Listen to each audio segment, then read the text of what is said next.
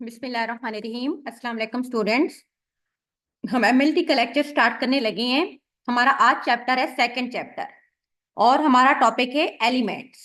ठीक है, चैप्टर का हमारा नाम है एलिमेंट्स क्या होता है।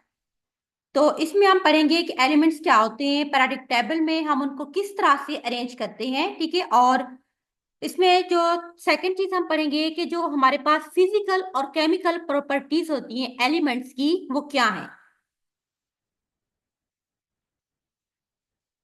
तो सबसे पहले हम देखते हैं कि एलिमेंट्स क्या है। एलिमेंट्स क्या होता है, what is elements? Any substance that cannot be decomposed into simpler substance by ordinary chemical process, तो हम उसको एलिमेंट्स कहते हैं। यानी कि एलिमेंट्स एक ऐसा सब्सटेंट है जिसको हम डिकम्पोज नहीं कर सकते सिंपल फॉर्म के अंदर किसी भी एक आम से केमिकल प्रोसेस के थ्रू, तो हम उसको नाम देते हैं केमिकल एलिमेंट्स का। Elements are the fundamental material of which all the matter is composed, यानी कि ये बुनियादी हमारे पास मटेरियल होते हैं जिसमें सारे के सारे मैटर्स जो होती हैं, all the matter is composed, यानी कि सारा का सारा मैटर जो होता है वो बेसिकली एलिमेंट से मिलके बनता है। अच्छा, जो तकरीबन अगर हम प्रेजेंट्स बात करते हैं तो हमारे पास 118 हमारे पास केमिकल एलिमेंट्स होते हैं। इनमें से तकरीबन 20% जो होती हैं वो नेचर में एग्जिस्ट ही नहीं करते, जस्ट वो ट्रेसेस अमाउंट में मौजूद होते हैं। So and are known only because they have synthetically prepared in the laboratory. लेकिन हम फिर भी इनकी क्यों स्टडी करते हैं? क्यों? क्योंकि हम इनको लैब में सिंथेटिकली तौर पर प्रिपेयर कर रहे होते हैं। इनमें से तकरीबन ऑफ द नॉन एलिमेंट जो 11 are gases under ordinary condition.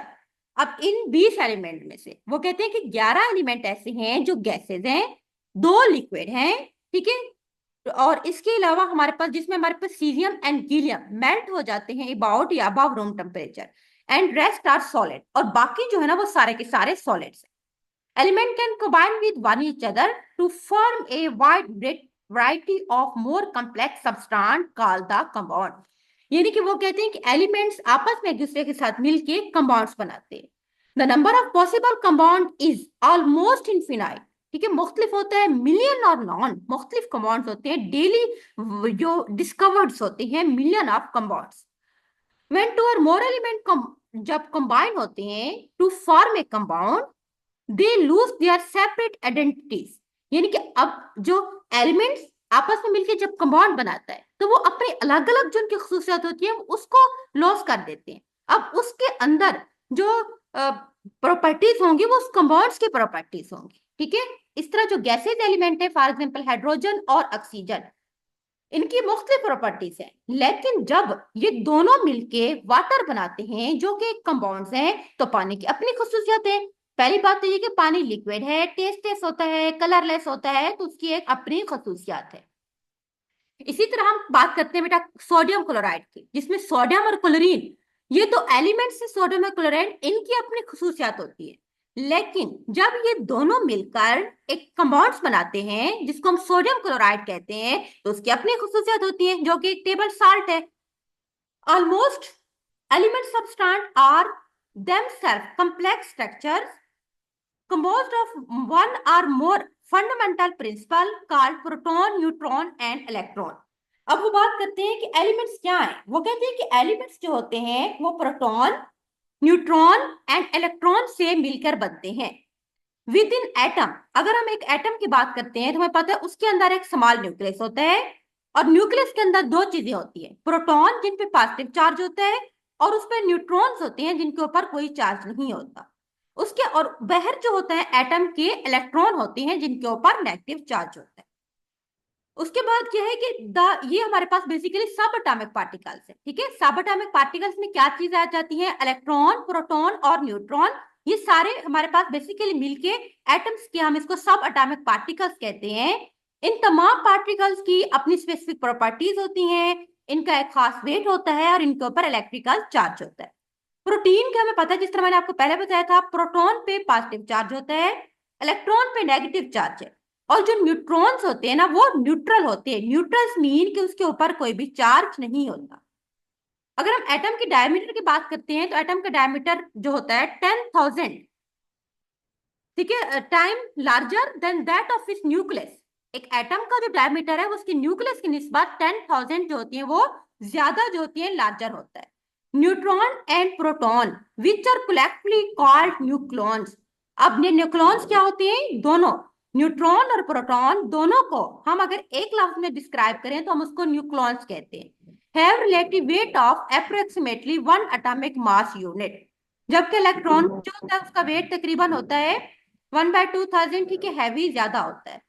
अच्छा, उसके बाद एक टर्म है बेटा, ये आपको हाईलाइट किया हुआ है, एटॉमिक नंबर। इसकी डेफिनेशन आपको आनी चाहिए। एटॉमिक मास क्या हो?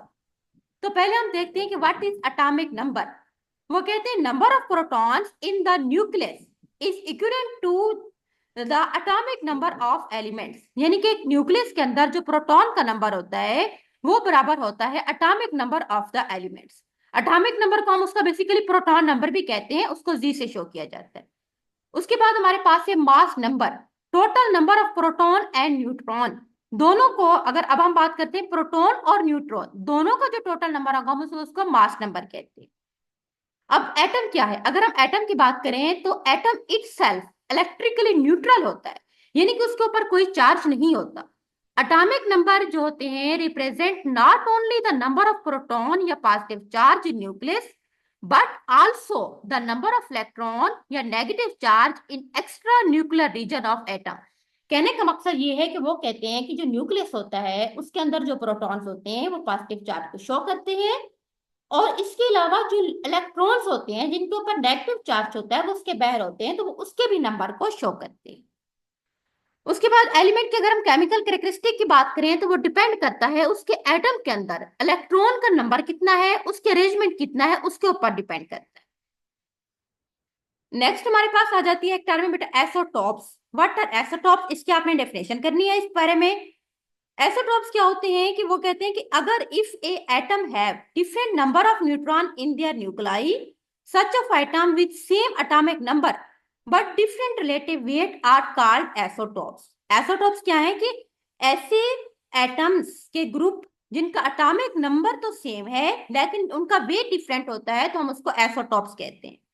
The number of isotopes form that naturally occurring element possesses range from 1 fluorine to many tin, यानी कि उनका बहुत सारा हो सकता है। फ्लोरीन इसका 1 होता है, टिन इस तरह उसका ज्यादा 10 टाइम्स ज्यादा है। नेक्स्ट हमारे पास आ जाता है, ये हमारे पास कुछ आइसोटॉप्स वगैरह थे, ठीक है, तो एलिमेंट्स का हमारा टॉपिक था। तो अगला हमारे पास है atoms, the basic building block of all the matter and chemistry. सब में एटम से मिलकर बनते हैं। एटम आपस में मिलकर मॉलिक्यूल्स बनाते हैं, ठीक है, but can not be divided into smaller part by ordinary chemical process. लेकिन एटम को अगर हम डिफाइन करें तो हम कहते हैं कि अनडिवाइडेबल पार्टिकल्स है, यानी कि ये फर्दर इसको हम डिवाइड नहीं कर सकते।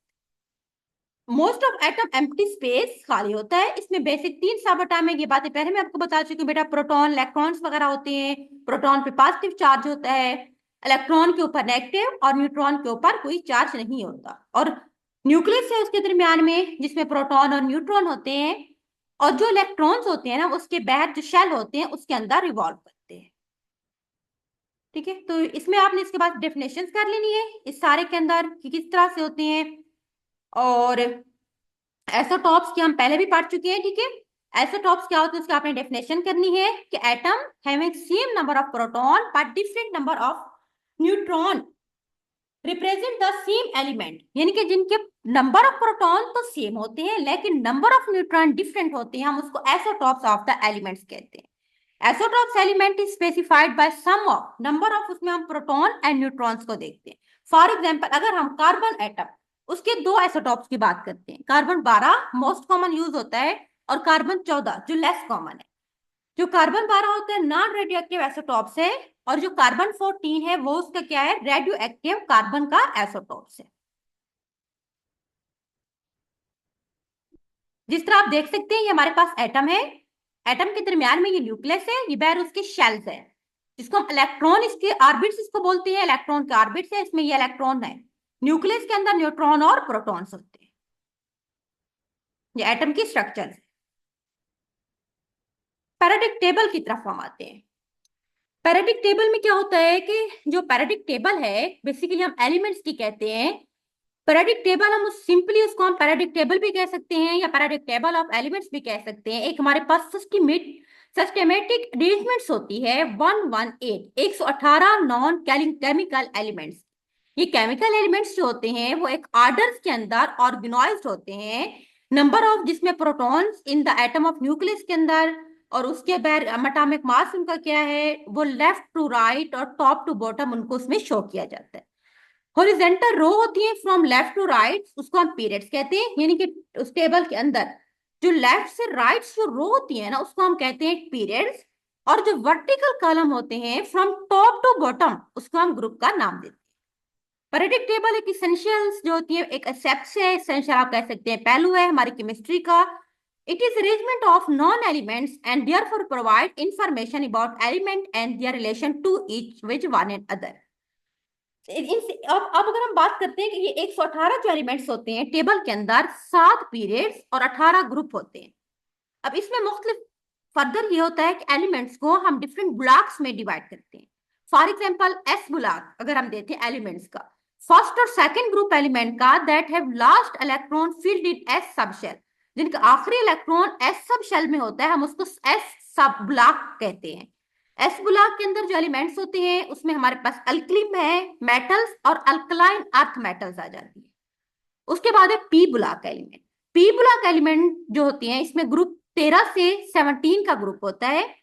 पी ब्लॉक एलिमेंट्स में लास्ट इलेक्ट्रॉन जो होता है उनके पी शेल में होता है। पी में होता है इसमें जो जो हमारे पास मुख्तलिफ ग्रुप्स हैं, जिसमें बोरॉन फैमिली ग्रुप 13 में है, कार्बन फैमिली जो आगे 14 ग्रुप में होता है, नाइट्रोजन की फैमिली है पूरी 15 ग्रुप के अंदर, ऑक्सीजन की फैमिली है 16 ग्रुप के अंदर, और फ्लोरीन की फैमिली है 17 ग्रुप के अंदर। उसके बाद है D block elements. Elements present in group 3 to 12 आर कॉल्ड डी ब्लॉक। इनको हम डी ब्लॉक क्यों कहते हैं, क्योंकि लास्ट इलेक्ट्रॉन जो होते हैं वो डी शेल में होते हैं। D block are called transition element as they have partially filled D orbitals in their grounded substrate. उसके बाद हमारे पास एफ ब्लॉक एलिमेंट्स जो पैराडिक टेबल के अंदर होते हैं। हम इनको एफ ब्लॉक इसीलिए कहते हैं क्योंकि इनका लास्ट इलेक्ट्रॉन जो होता है filled in their F sub shell. Such element are present in, ठीक है, ये हमारे पास होते हैं लैंथिनाइड्स एंड एक्टिनॉइड्स ग्रुप्स में आते हैं। तो 118 हमारे पास पैराडिक टेबल सीखे जिसमें हमने ग्रुप्स का कहा कि क्या होते हैं, पीरियड्स कौन से होते हैं और इनके अंदर सब ब्लॉक्स क्या है। ये आप देख सकते हैं, ये हमारे पास पैराडिक टेबल है एलिमेंट्स की। ये हमारे पास रो है, ठीक है, और ये हमारे पास क्या है कॉलम्स। तो इसमें मुख्तलिफ ग्रुपिंग की हुई है। जो जिस तरीके से हमने ऊपर देखा कि मेटल्स की कौन सी हैं, ये हीलियम नियॉन आर्गन ये सारी हमारे पास नोबल गैसेस में आती हैं। और ये सोडियम कुल पोटाशियम वगैरह ये सारे हमारे पास कुछ मेटल्स वगैरह हैं, ठीक है। ये हमारे पास अल्कली मेटल्स, उन्होंने कलर भी बताया हुआ है, ये हमारे पास अल्कली मेटल्स हैं जो रेड कलर में है। ये जो हमारे पास डार्क येलो कलर है इसमें हमारे पास अल्कलाइन अर्थ मेटल है जिसमें बेरियम मैग्नीशियम कैल्शियम ये सारे आते हैं। उसके बाद हमारे पास जो लाइट येलो कलर है उसमें ट्रांजिशन मेटल है जिसमें हमारे पास ये सारी आ जाती हैं, ठीक है, ये मुख्तलिफ, जिसमें हमारे पास ferrous cobalt nickel copper zinc ये सारी हमारे पास आ जाती हैं, गोल्ड, ठीक है, ये आती हैं ट्रांजिशन मेटल्स के अंदर। उसके बाद हमारे पास ये जो लाइट ग्रीन कलर में आ रहे हैं ये हमारे पास आ जाती हैं, इसको हम कहते हैं बेसिक मेटल्स जो है हमारे पास, इसमें हमारे पास एल्यूमिनियम, ठीक है, ये सारी आती हैं, इसमें गीलियम्स वगैरह लीड, ठीक है, ये सारे फ्लोराइड्स ये इसमें आते हैं। जो डार्क ग्रीन है वो मेटलॉइड्स हैं। मेटलॉइड्स में क्या क्या आ जाते हैं, ये सारे जो डार्क ग्रीन आपको नजर आ रहे हैं इसमें हमारे पास टिनेनियम है, ठीक है, इसी तरह हमारे पास एल्यूमिनियम ये सारे इसके अंदर सिलिकॉन इसमें आते हैं। उसके बाद ये आप देख सकते हैं इस तरह हमारे पास ब्लू भी है, एक डार्क ब्लू है और एक हमारे पास है लाइट ब्लू। उसके बाद डार्क ब्लू में हमारे पास ये सारे क्लोराइड फ्लोराइड ब्रोमाइड ये इसमें आते हैं, ये हमारे पास हेलोजेंस है। और ये हमारे पास है non metal, carbon phosphorus nitrogen ये सारे के सारे नॉन मेटल्स हैं। नोबल गैसेस हमारे पास ये वाली, ठीक है, जिसमें ये हीलियम नियॉन पहले मैंने बताया था। और जो डार्क पिंक कलर के हमारे पास लेथेनॉइड्स आ जाती हैं जिसमें ये है सारे लिथिनियम, ठीक है, ये सारे ये वाली जो आपको रो नजर आ रही है। उसके बाद ये लाइट पिंक कलर के हमारे पास आ जाती हैं एक्टिनॉइड्स। तो ये थोड़ा सा पैराडिक टेबल के बारे में था। नेक्स्ट हमारे पास है मेटल्स क्या होती है,